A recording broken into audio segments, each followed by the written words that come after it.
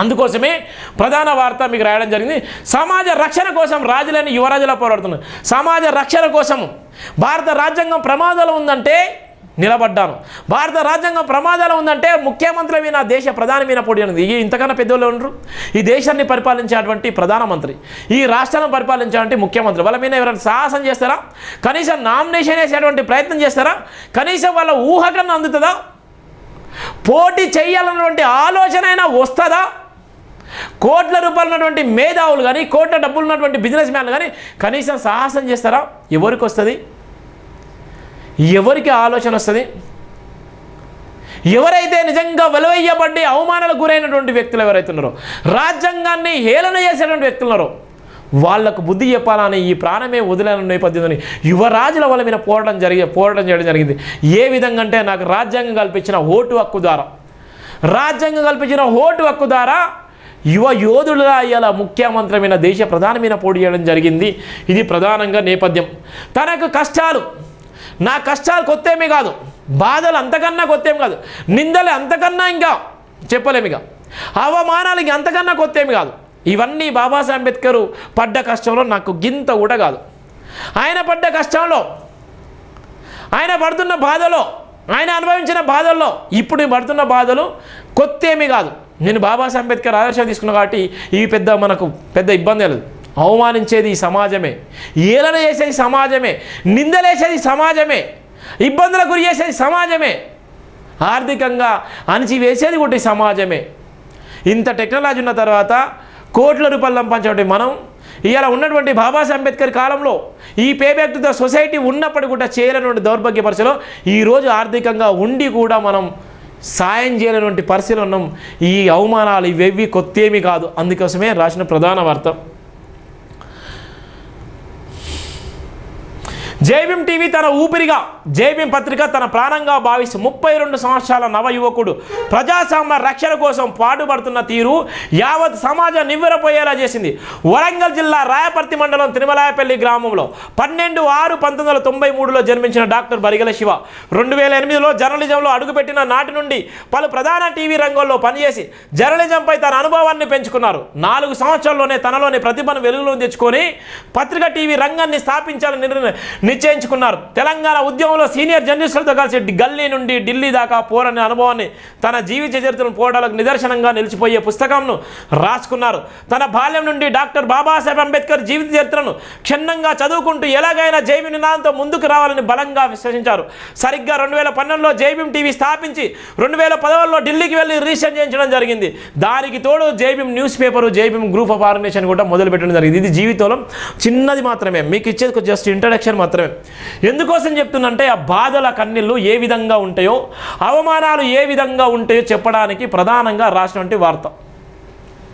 అవమానాలు ఏ విధంగా ఉంటాయో ఈ సమాజంలో ఇవాళ ఉన్నటువంటి ఒక పేపర్ టీవీ నడిపించాలంటే ఎంత ఇబ్బందులు ఉంటాయో, ఎంత భయంకరమైనటువంటి అవమానాలు చేస్తారో, ఇవాళ ఉన్నటువంటి కుల పత్రికలు, మత పత్రికలు ఎంత కుట్రలు కుతంత్రాలు చేస్తాయో, ఇవాళ ఉన్నటువంటి సామాజిక వర్గం కూడా సపోర్ట్ చేయకపోతే, బహుజన వర్గం అని చెప్పేటోళ్ళు కూడా సపోర్ట్ చేయకపోతే, ఇవాళ మహనీయులని మోసేటువంటి వ్యక్తులు కూడా అవసరాన్ని బట్టి వాడుకుంటే ఇలా వాళ్ళందరికీ కూడా కనువిప్పు కలగాలని, నా క్రైస్తవ సమాజం ఆదరించాలని, ఇవాళ ఉన్నటువంటి బహుజన సమాజం మీరు నిలబడాలని, ఇవాళ ఉన్నటువంటి మీ అందరికీ నిజం తెలవాలని ప్రధాన వార్తలు వేయడం జరిగింది. ఇక్కడ ఉన్నటువంటి రాజులేని పోరాటం, ఇవాళ ఉన్నటువంటి ఈ చైతన్యం చూడండి.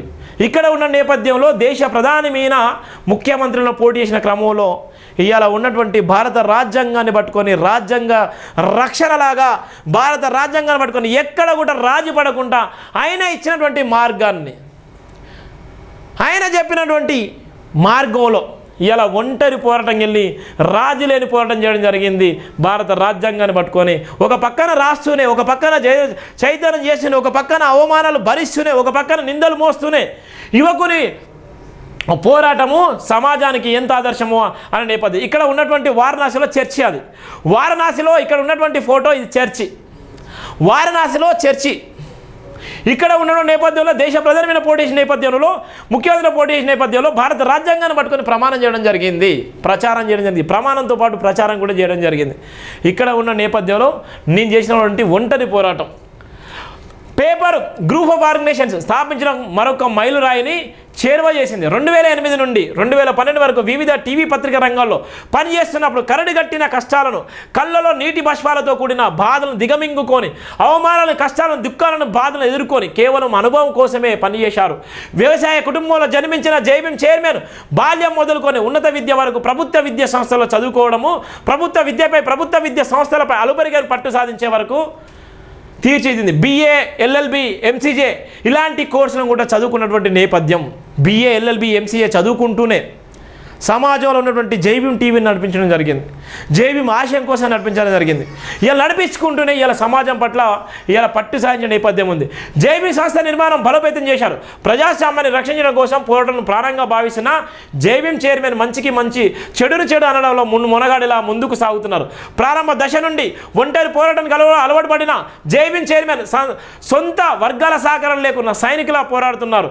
కామారెడ్డిలో అసెంబ్లీ పోరులో దేశ చరిత్రలో పేరుగాంచిన తాజా మాజీ సీఎంల మీద స్వతంత్ర అభ్యర్థిగా పోటీ నిలిచి తన రాజకీయ భవిష్యత్తుకు బాటలు వేసుకున్నారు. అంబేద్కర్ రచించిన భారత రాజ్యాంగాన్ని చేతిలో పట్టుకోవడమే కాకుండా గుండెలో పదిలంగా దాచుకొని రాజ్యాంగ రక్షణ కోసం 2024 పార్లమెంట్ ఎన్నికల్లో ఏకంగా వారణాసిలో భారతదేశ ప్రధానమంత్రి నరేంద్ర మోడీపై స్వతంత్ర అభ్యర్థిగా పోటీ చేసి యావత్ దేశానికి తన పేరును పరిచయం చేసుకున్నారు. అప్పటి వరకే జైభీం సంస్థ పత్రికా, టీవీ ప్రసారాలతో ఎనలేని వ్యాఖ్యానాలు రాస్తూ ప్రపంచ దేశాల్లో తెలుగు సమాజానికి తెలియజేసే క్రమంలో తెలుగు రాష్ట్రాల్లో జరుగుతున్న ప్రతి అంశాన్ని ధైర్యంగా ప్రస్తావిస్తూ కథనాల రూపంలో రాస్తూ ముందుకు సాగుతుండడం యువకుని ధైర్య సాహసాన్ని, గొప్పతన, నిజాయితీని మెచ్చుకోవాల్సిందే. చిన్న స్థాయిలో ఎడిటర్ స్థానాన్ని కైవసం చేసుకోవడమే కాకుండా దేశవ్యాప్తంగా ఎడిటర్ సంఘాలు తెలంగాణ రాష్ట్ర అధ్యక్షులుగా ఎన్నిక కావడం కూడా గొప్ప విశేషం. పేపర్, టీవీ నడపడానికి తన సొంత పొలం, భూమిని అమ్ముకోవడమే కాకుండా అప్పులు చేసుకొని సమాజం నిలబడుతుండడం అద్భుతమైన విషయం. ప్రభుత్వాలను ప్రశ్నించడంలో జైభీం సంస్థకు తిరుగులేదని నిరూపిస్తూ మరో మైల్ రాయికి చేరువవుతున్నారు. దేన్నైనా ప్రశ్నించగల సమర్థమైన తన శక్తితో ముందుకు సాగుతుడు ఎంతటి జటిలమైన సమస్యనైనా తన పత్రికలో ప్రత్యేక కథనాలతో లిఖిస్తూ తన ధైర్య సాహసం చాటుకుంటున్నారు. పోరాటంలో ధైర్యాన్ని కనబరుస్తూ రాజకీయ వ్యవస్థ బానిస సంఖ్యలను ఛేదిస్తున్నారు. బహుజన వర్గాల ఆశయం కోసం, దళిత వర్గాల వర్గీకరణ రిజర్వేషన్ల కోసం నిద్రలేని రాత్రులు గడుపుతూ పోరాడుతూనే ఉన్నారు. అంతిమ లక్ష్యం విజయం సాధించినప్పటికీ బీసీల రిజర్వేషన్ హక్కుల పొందుకునే వరకు, ఎస్సీల రిజర్వేషన్ చట్టబద్ధత వచ్చే వరకు పోరాడుతూ ఉంటానని హామీ ఇచ్చారు. బహుజన వర్గాల భవిష్యత్తు నిర్మాణంలో సాటిలేని నేటి యోధుల్లా నిరంతరం పోరాటాలు చేస్తూనే ఉన్నారు. 2008లో ప్రారంభించిన జర్నలిజం జైభీం సంస్థ యజమానిగా ఎదిగే వరకు చెక్కు చెదరడం లేదంటే తన అవిశ్వాస, తన నిజాయితీ సమాజం ముందు ఎంత బలంగా నిలబడిందో అర్థం చేసుకోగలం. ప్రలోభాలకు, స్వలోభాలకు తలగ్గొని జర్నలిజం జైభీంతోనే సాధ్యమని మరొకసారి నిరూపిస్తూ జైభీం సంస్థ గొప్పతనాన్ని సమాజానికి చాటి చెప్తున్నారు. తెలంగాణ ఉద్యమంలో తన ఉద్యమ పోరాటంలో యువతకు స్ఫూర్తిగా నిలవడమే కాకుండా జర్నలిజంలో మేటి ఏదులకు తీసిపోని విధంగా తన నిజాయితీని కనబరుస్తున్నారు. సమాజాన్ని రక్షించడం కోసం రాజులని యువరాజులా పోరాడుతున్న జైభీం సంస్థ చైర్మన్ నేటికి ఒంటరిగానే పోరాడుతూ సమాజం పట్ల తనకున్న బలమైన విశ్వాసాన్ని ప్రదర్శిస్తున్నారు.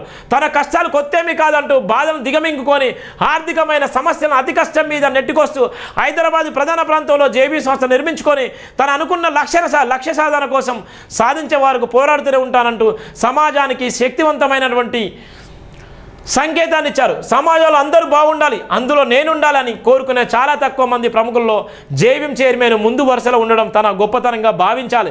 కచారా సోషల్ మీడియా సమాజాన్ని వక్రమార్గంలో నడిపిస్తుంటే 70% మట్టుకు జర్నలిజం రాజకీయ పార్టీలు కబందస్తులో పనిచేస్తుంటే ఎవరికి లొంగని, ఎక్కడ రాజుపడని జైభీం సంస్థ ఆత్మగౌరవాన్ని మాత్రం డాక్టర్ బిఆర్ అంబేద్కర్ లక్ష్య సాధన కోసం మాత్రమే నిలబడుతున్నారు. దానితో పాటు నిరంతరం ఎక్కడ రాజీపడడం లేదు. సమాజాన్ని ప్రభావితం చేయడంలో తన వంతు బాధ్యత, తన వంతు పాత్ర, తన వంతు కృషి, తన వంతు పట్టుదల, తన వంతు శ్రమ, తన వంతు పోరాటం, తన వంతు సాహసం, తన వంతు సహకారం ఎల్లవేళలా ఉంటాయని తెలుపుతూ ప్రస్తుతం తెలుగు రాష్ట్రాల్లో సంచలనంగా మారిన క్రైస్తవ సంఘ కాపరి డాక్టర్ రెవరెండ్ ప్రవీణ్ పగడాల హత్య కేసుపై యావత్ భారతదేశ నివ్వురపోయేలే ప్రత్యేక కథనాలతో ముందుకు వస్తున్నారు. ధర్మే రక్షితో రక్షిత, ధర్మాన్ని మనం రక్షిస్తే ధర్మం మనల్ని రక్షిస్తుందన్న ఏకైక నీతి సూక్తితో తన వ్యక్తిగతంగా కఠోరమైన శ్రమలను ఎదుర్కొంటున్నప్పటికీ ధర్మం వైపు నిలబడంలో మాత్రం ఎక్కడ తగ్గడం లేదు. పోరాటం మన ఊపిరి అయితే విజయం మన బానిస అవుతుందని తెలుగు రాష్ట్రాల్లో కొనసాగుతున్న మత కల్లోల దాడులకు అరికట్టబడేంత వరకు తన ఒంటరి పోరాటం, తన నిజాయితీ పోరాటం ఇటు ప్రభుత్వాలపైన అటు ప్రభుత్వ యంత్రాంగాలపైన కొనసాగుతూనే ఉంటుందని మరొకసారి శపథం చేసిన నేపథ్యం కూడా ఉంది. ఇది జైభీం దినపత్రికలో ప్రధానంగా రాసినటువంటి వార్త. ఈ వార్త ఎంత అంటే ఎంత ఇబ్బంది పడు. ఎందుకోసం రాశానంటే ప్రతి అక్షరం ఆ కన్నీళ్ళ బాధలు ఉంటాయి. ఇవాళ నేను ఇప్పుడు కూడా చెప్తున్నాను, ఇవాళ ఒక టీవీ ఛానల్ ఒక పేపర్ నడిపించాలంటే దాని వెనుక కులం అన్న ట్యాగ్ ఉండాలి, ఆ కులాన్ని నడిపించేటువంటి నాయకులన్నా ఉండాలి, లేకపోతే పార్టీ సపోర్ట్ అన్న ఉండాలి. ఇవాళ టీవీ ఛానళ్ళు ఇవన్నీ నడిపించే వాళ్ళు ఉండండి, వాళ్ళ వెనక పెద్ద పెద్ద రాజకీయ నాయకులు ఉంటారు, ఆ పార్టీలు వాళ్ళ కులం బలంగా ఉంటారు. నువ్వు ఎన్ని టీవీ ఛానల్ చూసుకోండి, ఎన్ని న్యూస్ పేపర్లు చూసుకోండి, వాళ్ళ వార్తలు ఎందుకు వస్తాయి, మళ్ళీ వాళ్ళకి అందరూ కూడా కోట్ల రూపాయలు యాడ్స్ ఇస్తారు, యాడ్స్ మీద డిపెండ్ అవుతారు. మనకు నిన్న అంబేద్కర్ జయంతి జరిగింది, కనీసం ప్రభుత్వం కూడా యాడ్స్ చేయలేకపోయినటువంటి పరిస్థితి ఉంది. అంటే సమాజం కూడా గుర్తించలేనటువంటి నేపథ్యం ఉంటే ఎవరు ఎక్కడ అణచివేస్తారో, ఎంత ఇబ్బందులకు గురి చేస్తారో, ఎంత అవమానం గురి చేస్తారో. అంటే బాబాసాహెబ్ అంబేద్కర్ గారిని కూడా భారతదేశంలో ఉన్నటువంటి ప్రజలు మనల్ని గుర్తించలేకపోయారు. భారతదేశంలో ఉన్నటువంటి ప్రజలు ఉన్నటువంటి దళిత సమాజం, బహుజన సమాజం బాబాసాహెబ్ అంబేద్కర్ని గుర్తించలేకపోయింది. బాబాసాహెబ్ అంబేద్కర్ గారు కోరుకున్నటువంటి రాజకీయము, ఆయన పెట్టినటువంటి విత్తనము ఈ సమాజం అర్థం చేసుకోలేకపోయింది. ఆ ఆశయాన్ని మళ్ళీ మోసింది మాన్యశ్రీ కాంశీరాం రాజకీయంగా. అంటే ఎంత కుట్రలు, ఎంత కుతంత్రాలు జరుగుతాయో బాబాసాహెబ్ అంబేద్కర్ కాలంలో జరిగినటువంటి విషయాలు అందరూ తెలిసిన నేపథ్యం ఉంది. ఇవాళ మనం ఎట్లున్నాం, ఇవాళ 75 ఏళ్ళ స్వతంత్ర భారతదేశంలో ఇవాళ ఉన్నటువంటి ఒక పక్కన కంప్యూటర్ యుగాలు, ఒక పక్కన అద్భుతమైన టెక్నాలజీ ఉన్నప్పటికీ కూడా ఇవాళ మనం ఎక్కడో అంటే ఏటోడికి ఏమైతే నాకేముంది, నాకేం కాలే కదా, ఏటోడి చెప్పేటి ఏ శ్రీరంగ నీతులైనా, నీతి వాక్యాలైనా, ఏ వాక్యాలైనా చెప్తామో వింటాము, అక్కడి నుంచి వదిలేస్తాము, నేనైతే బాగానే ఉన్నా కదా, నా కుటుంబానికి అయితే మీరు రక్షణగా మేము ఉన్నాం కదా. ఇవాళ ఉన్నటువంటి నేపథ్యంలో వాడు ఎక్కడ పోతుంది, ఎవడెక్కడ పోతుంది అనేటువంటి నేపథ్యంలో మన సమాజం ఉంది. ఎవరైనా మన గురించి మాట్లాడరు. ఇవాళ ఉన్నటువంటి రాజకీయ నాయకులు 100 అబద్ధాలు ఆడి 1000 అబద్ధాలని రాజకీయం నేర్చుకొని ఇవాళ వాడు రాజధికారంలోకి వస్తే ఇవాళ మనం జేజేలు కొడతాం, జెండాలు మోస్తాం. మరి నువ్వు ఎప్పుడు గొప్ప పొజిషన్లు ఉంటావు, రాజకీయ నాయకుడు ఏళ్ళ పొజిషన్ నువ్వెప్పుడు ఉంటావు. ఇలా ప్రవీణ్ పగడాల విషయాలు కూడా రాజకీయ నాయకులు మాట్లాడకపోవడం వల్లనే ఆయన కేసుని ఏం చేసి క్లోజ్ చేసిళ్ళు. ఇవాళ ప్రవీణ్ పగడాల విషయంలో ఉన్నటువంటి రాజకీయ నాయకులు ఇలా స్టాండ్ తీసుకోకపోవడం వల్లనే, రాజకీయ నాయకులు కనీసం ప్రశ్నించకపోవడం వల్లనే, రాజకీయ నాయకులు కనీసం ఇలా ఉన్నటువంటి కనీసం ట్విట్టర్లో కూడా పెట్టకపోవడం వల్లనే ఆయన చేసిన మోసం ఏంది. ఇలా ఉన్నటువంటి సెలబ్రిటీలు మనం సినిమాలు చూస్తూ ఉంటాం. ఇలా ఎవరైనా నిజంగా పెద్ద పెద్ద సామాజిక వర్గానికి సంబంధించిన వాళ్ళు చనిపోతే వాళ్ళు వెంటనే ట్వీట్ చేస్తూ ఉంటారు. ఇలా ఉన్నటువంటి వాళ్ళందరూ కూడా సామాజిక కోణంలో ఉన్నటువంటి వాళ్ళందరూ కూడా రోడ్ల మీదకి వచ్చి నిరసన చెప్తా ఉంటారు. అరెస్ట్ చేయాలి, ఐ వాంట్ స్టాండ్, ఇది అదని చెప్తా ఉంటారు. మరి ఎందుకు ప్రవీణ్ పగడాల విషయంలో ఎవ్వరు కూడా రోడ్ల మీదకి రాలేదు, ఎవరు కూడా వచ్చి స్టాండ్ తీసుకోలేదు, ఎవరు కూడా సెలబ్రిటీలు అంటే వాళ్ళు వచ్చి కనీసం ట్విట్టర్ వేదిక కూడా అయ్యో పాపం అని చెప్పలేదు, కనీసం ఎందుకు స్పందించలేదు. క్రైస్తవ సమాజమే కదా స్పందించింది, చాలా వరకు బాధపడ్డారు కదా, ఏడ్చిలు కదా. ఎంత కుట్రలు జరుగుతున్నాయో గురు గమనించండి. ఎవరిని నువ్వు బాగు చేస్తున్నావు, ఎవరి కోసం నువ్వు పనిచేస్తున్నావు, ఎవరి ఆశయం కోసం పనిచేస్తున్నావు, ఎవరి వ్యక్తిత్వం కోసం పనిచేస్తున్నావు, ఏ డబ్బుల కోసం మీరు పనిచేస్తున్నారు, ఏ సమాజం కోసం మీరు బాగు చేస్తున్నారు, ఏ సమాజాన్ని మీరు మేల్కొల్పడం కోసం బాగు చేస్తున్నారు. ఇవాళ సెలబ్రిటీలను స్పందించిల్లా, ఇక్కడ ఉన్నటువంటి క్రైస్తవ సమాజం స్పందించింది, హిందూ సమాజంలో ఉన్నటువంటి మేధావులు ఉన్నారు వాళ్ళందరూ ఏమైనా స్పందించిల్లా, ఇవాళ ఉన్నటువంటి పొలిటికల్ లీడర్లు ఏమైనా స్పందించిల్లా. ఎంత భయంకరంగా అవమానాలు చేసిల్లు. ఎందుకోసం మన జాతులు ఇంకా 75 ఏళ్ళ స్వతంత్ర భారతంలో ఇంకా అవమానాలు పడాలా, రేపొద్దున మన పిల్లలు కూడా అవమానపడాలా, వాళ్ళ పిల్లలు కూడా అవమానపడాలా. ఇంకా ఎప్పుడు నేర్చుకుంటాం మనం ఈ సమాజాన్ని ఇంకా ఎప్పుడు నేర్చుకుంటాం.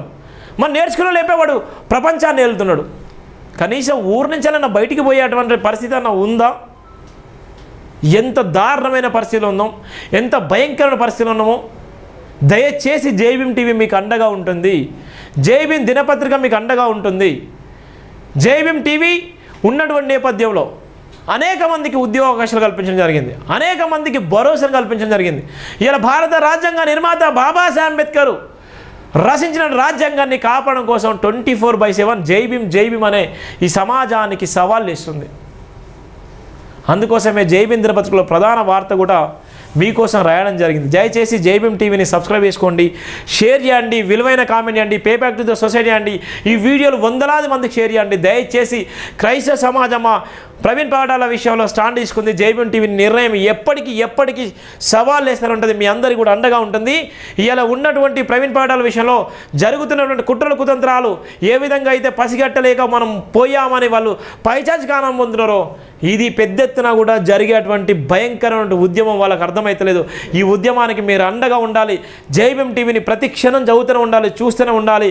ప్రవీణ్ పగడాల అన్న విషయంలో న్యాయం జరిగే వరకు పోరాడుతూనే ఉంటుంది. ఎంతోమంది మతోన్మాదులు ఇవాళ కనీసం పేరు చెప్పుకోలేకుండా ఇవాళ ఇష్టానుసారంగా సోషల్ మీడియాలో పెడుతున్నారు. వాళ్ళందరికీ మీరే సమాధానం చెప్పాలని కోరుకుంటూ జైభీం దినపత్రికలో ఉన్నటువంటి ప్రధాన వార్తను మీరు చదవాలి, ఆదరించాలని కోరుకుంటూ దయచేసి ప్రతి ఒక్కరు కూడా pay back to the society మనం చేయాలి. ఎందుకోసం అంటే అది మన హక్కు. మనం సంపాదించే దాంట్లో దశం భాగం చేయాలని బాబాసాహెబ్ అంబేద్కర్ గారు చెప్పారు. మన గుడులలోకి వెళ్తాం, గుడులలోకి వెళ్ళి ఇలా మన ఇష్టానుసారంగా ఆ హిందూ ఉన్నటువంటి గుడులలోకి మనకు ఆ ఉండిలు వేయాలని ఎవరని చెప్పిల్లా? ఎందుకు వేస్తాం? ఆత్మగౌరవం కోసం, అక్కడ ఉన్నటువంటి వ్యవస్థ నిలబడడం కోసం.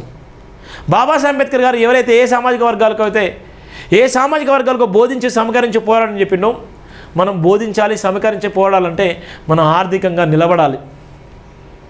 కాన్షీరామ్ అదే చెప్పిండు.